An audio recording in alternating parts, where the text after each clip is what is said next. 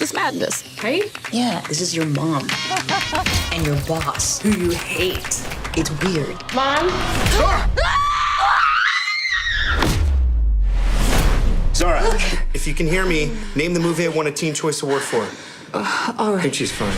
Hi everyone, welcome back to my channel. Today I'm going to review the movie A Family Affair. A Family Affair is a rom-com and it stars Zac Efron, it stars Joey King, Nicole Kidman, and also Kathy Bates.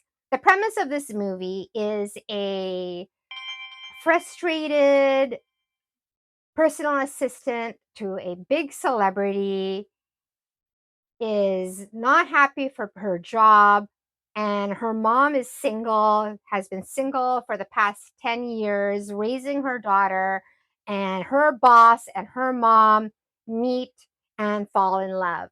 But our personal assistant, Zara, knows this guy inside and out. And this celebrity, his name is Chris, and Chris is played brilliantly by Zac Efron. All the one-liners he delivered, all the emotions of being a snooty, snobby, shallow, self-centered celebrity who's a diva. Zac Efron knocked it out of the park. He was so good in this movie. I think that this role was written for him, to be honest. Is this what you do just to have dinner and talk? Is this what you wear to have dinner and talk? The mom of the movie is played by Nicole Kidman, and she's everything that you would think she would be in a rom-com. She doesn't have a lot of comedic lines to deliver. And I think that's just because of how her character is written. She's written as a reserved author who has focused on raising her daughter for the past 10-15 years, devoted her life to her, did not think about dating.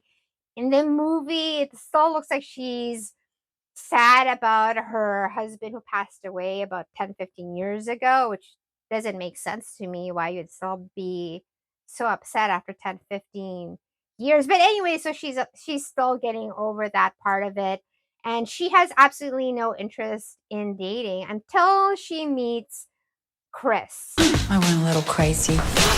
I'm allowed, right? I've been waiting for you forever. Is that a line from the movie? Yeah.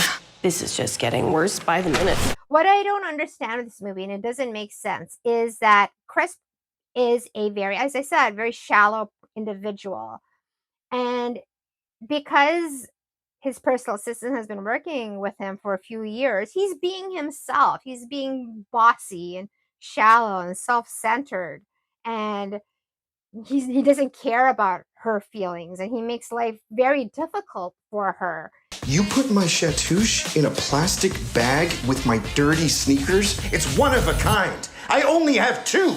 He makes her climb over fences. He makes her get groceries. He makes her even help him break up with the woman that he happens to be with at the moment. So he's being portrayed as this awful person. But then when he goes to Zara's house and he meets Nicole Kidman's character there, her name is Brooke, they connect. And it just seems like an extreme version of opposites attracting. And it's hard to believe that they have any kind of connection, that they can relate. Because if I was Brooke and I met someone who is shallow and gives off that shallow conceitedness, I would not connect with them at all. I'd be like, okay, yes, please leave. And that's it. But they talk and they connect. And maybe because she's lonely, they connect. So I would have liked the movie to show Brooke being more of a lonely person and craving love before she meets with Chris. And then maybe it would be a bit more believable why they fell in love so fast, because they're opposites, complete opposites.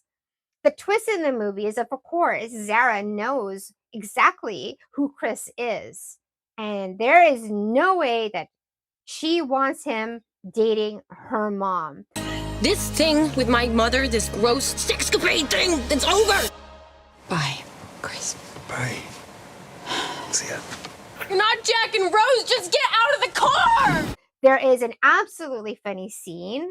I'm not going to give it away because I think it's the best scene in the whole movie when we see how Zara finds out how the mom is dating her boss. Extremely funny scene. I think Joey King has really great comedic timing, and she is so relatable, and she connects well with both Nicole Kidman and Zac Efron. So that was an extremely funny scene. In terms of the other comedic elements of the movie, everything, as I said, that Zac Efron delivered was 100% there, and it was really, I thought it was really funny. In terms of the romance, they do have a montage sequence where Nicole Kidman's character has to sneak off to spend time with Chris, and there's a montage sequence. I guess they're at his cottage by the ocean, a lot of lovey-dovey scenes where they're frolicking on the beach and they're drinking wine, and he's putting his arm around her and they're playing board games, and I guess you just have to think like, okay, so they're falling in love. He does a lot of cute things too throughout the movie where he's showing how much he's smitten by her, but we don't know, is he really smitten by her or is he just playing her? So that's the whole conflict in the movie. And I thought that the conflict part of it could have been played out a bit more. The characters just didn't seem very sad and upset that their relationship couldn't happen. And so I wish that was played out a bit more. I also wish that in these rom-com movies that when they resolve the conflict, that they'd give us a bit more time to see that evolve. Like, I hate it when they just say, okay, here we go, we're gonna get these two characters together and put them in a closet, we're gonna get these two characters together, and in this case put them in a grocery store so that they have to talk to each other, and just like that they're good again and it's happily ever after. I just wish that we can get a rom-com where we explore it a bit more. There's probably some really funny things that can happen during that exploration of conflict and resolution, and I think there could be a lot of romance in it too, and I think that's where you can have this heartfelt connection between the characters. Instead, everything's just like wrapped up in a bow and given to us and goes, there's your happy ending, like wipe it clean, wipe it clean. Let's wrap up this movie. There's your happy ending, romance people. No, I wish that they would give us a bit more than that. Kathy Bates did a great job playing the mom and the grandmom who delivered words of wisdom to try to talk through the two characters that they need to kiss and make up. There was a scene, of course, with Zara where she resolves her own conflict. But again, you don't see how did she resolve her conflict, but she resolves it and her friends forgive her. So for this movie,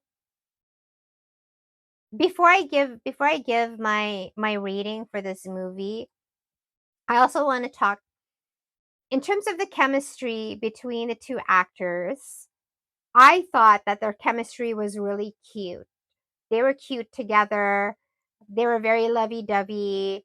They were very touchy-feely. It didn't seem awkward at all. Also with this movie is it's one of those rom genre movies where it's an older woman with a younger man as a love interest. We've seen this with The Idea of You. We've seen this with The Lonely Planet. So I guess Hollywood seems to think older women are attracted to younger men and want relationships with them. I don't know. Anyways, I thought their chemistry did work. I thought that it was a nice touch that they didn't bring up the fact that Nicole Kidman is older than Zac Efron, his character.